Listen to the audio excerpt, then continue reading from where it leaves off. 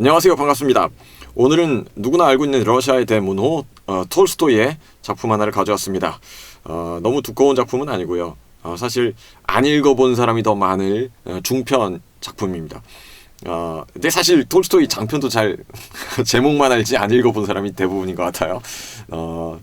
글쎄요.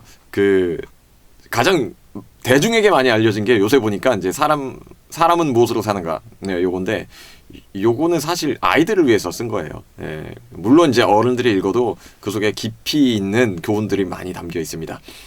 톨스토이가 추구했던 어떤 이상적인 생각들이 그 속에 굉장히 많이 들어 있어요. 그런 단편들도 좋지만 네, 제대로 된 문학 작품으로 좀 더 많이 알려져 있는 이것은 이제 전쟁과 평화, 부활, 그리고 사실 이게 최고의 명장이라고 저는 생각하는데 안나 까레니나. 네. 하여튼 오늘 이제 그런 작품들보다는 좀 쉽게 접근할 수 있는 그러면서도 심오한 톨스토이의 사상이 들어있는 이반 일리치의 죽음이라는 책입니다. 네, 한 사람의 죽음에 대한 이야기예요. 이야기는 굉장히 단순합니다. 하지만 이제 톨스토이 문학에서 죽음은 굉장히 중요한 주제로 보여집니다. 모든 작품에 죽음의 장면들이 굉장히 많이 묘사되어 있어요. 거기에 굉장히 무게를 실어서 어떤 작가의 사상을 거기에 굉장히 많이 집어넣고 있는데 공통적으로 등장하고 있는 것은 뭐냐면 삶의 의미는 죽음의 순간에 성찰할 수 있다예요. 굉장히 이제 역설적일 수 있는데 쉽게 말하면 평소에 삶의 의미 별로 고민 안 하고 산다는 거죠. 사람들이 그냥 주어진 대로 기계적으로 관성에 따라서 쭉쭉쭉쭉 살다가 죽을 때 다 돼서 삶이란 무엇인가 생각하고 있는데 그 관점에서 죽어가는 자신의 관점에서 타자들을 보면 그들은 여전히 관성에 떠밀린 삶의 방향으로 가고 있는 거죠. 나도 저렇겠구나. 뭐 이런 형태의 성찰도 있을 수 있죠.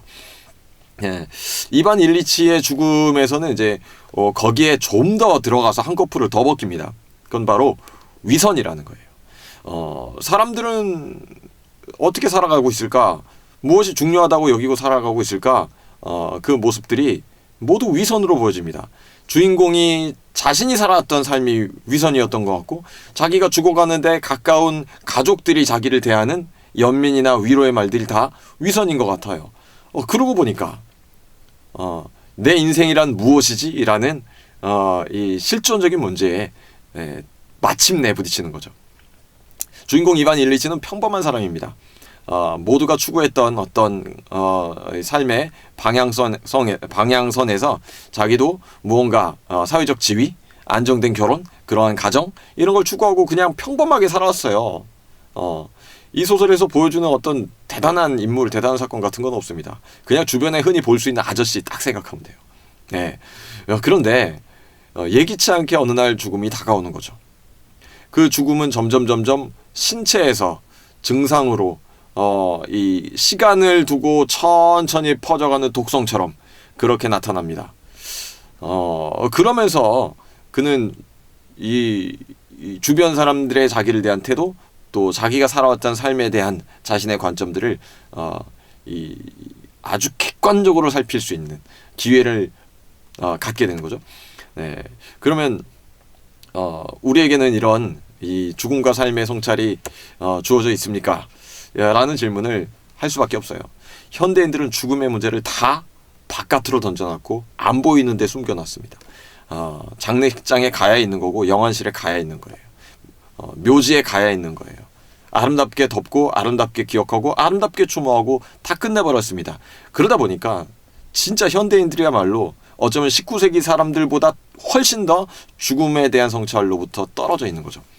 네, 그런 면에서 이 책은 정말 기가 막힌 작품입니다. 몇 장면만 보자면 네, 이반 일리치를 이렇게 소개해요. 이반 일리치가 살아온 삶은 굉장히 단순하고 평범했으며 그런데 이 다음 표현이 기가 막힙니다. 굉장히 단순하고 평범했는데 어쩔 수 있냐? 그게 아주 끔찍하기도 했다.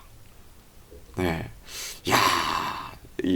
그 성찰되지 않는 삶, 모순으로 가득 찬 것 같은 삶, 그쵸? 의미를 추구하지 않는 삶, 위선으로 가득 찬 삶. 끔찍할 수 있는 거죠. 벗겨내야 됩니다. 네.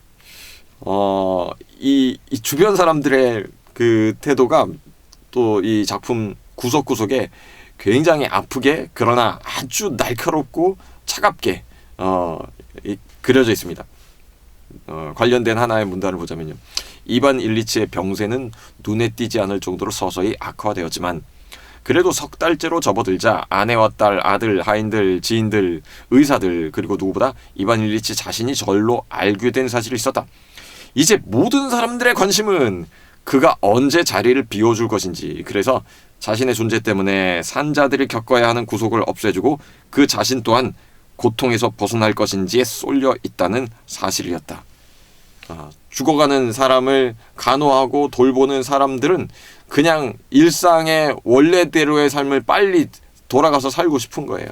점점 귀찮은 존재가 되고 있는 그런 자신을 봅니다. 그런데 사람들은 그 내색을 들키려고 하진 않죠. 밝은 얼굴로 와서 혹은 안쓰러워하는 얼굴로 와서 그렇죠. 그에게 위로의 말을 던지긴 던집니다. 그러나 그것은 뭐죠? 위선이죠. 이반 일리치를 가장 힘들게 한 것이 바로 그러한 사람들의 거짓말, 위선이었어요. 다만 이 작품 속에서 딱 한 명, 농부였던 게라심이라는 사람만 진정성 있게 이반 일리치를 대합니다. 그에 대해서 이렇게 말하고 있어요. 이반 일리치가 보기에 누구 하나 이반 일리치를 가엾게 여기지 않았는데 그의 상태를 알고 싶어하는 마음조차 없었기 때문이다. 단 한 사람 게라심만 이반 일리치의 상태를 이해하고 그를 가엾게 여겼다. 그쵸. 이 사람이 나를 진정하게 진정성 있게 대하고 있는가? 그것은 어떤 형식적인 행위가 아니라 그의 마음속에 연민을 통해 나타나는 거죠. 네, 그러한 것이 참 서운했을 것 같아요. 나는 죽어간데 사람들은 뭐라고 꽁짝꽁짝 하는데 아무도 나한테 진실하게 대하지 않는, 그러면서 자신은 자신의 삶을 돌아볼 때 나는 무엇 때문에 사는 거지? 나는 무엇 때문에 살았던 거지? 도대체 왜 이렇게 된 거지? 무엇 때문이지? 이럴 수는 없어. 삶이 이렇게 무의미하고 추악할 수는 없는 것 아닐까? 삶이 이처럼 추악하고 무의미한 것이라면 왜 죽어야 하며 그것도 이처럼 고통스럽게 죽어야 하는 걸까? 분명 무언가 잘못된 거야. 분명 뭔가 잘못된 거야. 그래, 모든 것이 잘못된 거야. 그러면 뭐지? 올바른 건 뭐였지? 이제 이 질문을 던지는 거죠. 올바른 것은 무엇이었을까? 마지막에 정말 죽어가는 최후의 순간의 성찰입니다. 올바른 것은 무엇인가? 그리고 침묵하며 귀를 기울였다. 바로 그때 누군가 그의 손에 입을 맞추는 것이 느껴졌다. 그는 눈을 뜨고 아들을 바라보았다. 아들의 모습이 안쓰러웠다. 아내가 그의 곁에 다가왔다. 그는 아내에게로 눈길을 돌렸다. 아내는 입을 벌린 채 코와 뺨으로 흐르는 눈물을 미처 닦을 생각도 못하고 절망적인 표정으로 남편을 바라보았다. 이반 일리치는 아내도 안쓰러웠다. 안쓰러웠다. 연민. 네. 그렇죠. 삶의 의미란 다른 데 있지 않고 주어진 삶에서 가까운 사람들을 순간순간 진실하게 사랑하고 사는 것, 그것인 거죠. 그리고 거의 끝자락에 있는 문장인데 죽음이 있던 자리에 빛이 있었다. 이야, 이거는 뭐 톨스토이만 있을 수 있는 문장이죠.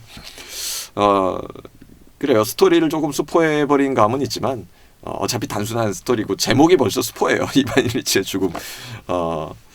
꼭 읽어보시기를 권장합니다. 특히 중년에서는 가까운 이들을 떠나보낼 때가 많이 있죠. 그죠? 저는 이 소설을 읽을 때마다 이 아버지에게 죄스러운 마음들이 들 때가 많이 있어요. 그러면서 이제 가까운 이의 어떤 죽음을 보면서 중년의 나이가 또 좋은 것이 이제 나의 죽음을 생각해 볼 수 있는 거거든요. 20-30년 뒤면 30-40년 뒤면 나도 이제 늙어지겠구나. 늙어져서 나도 이러한 죽음을 준비하는 노년의 시기에 들어가겠구나. 네. 나의 죽을 준비를 하는 것. 그것은 오늘을 잘 살게 하는 힘인 것 같습니다. 감사합니다.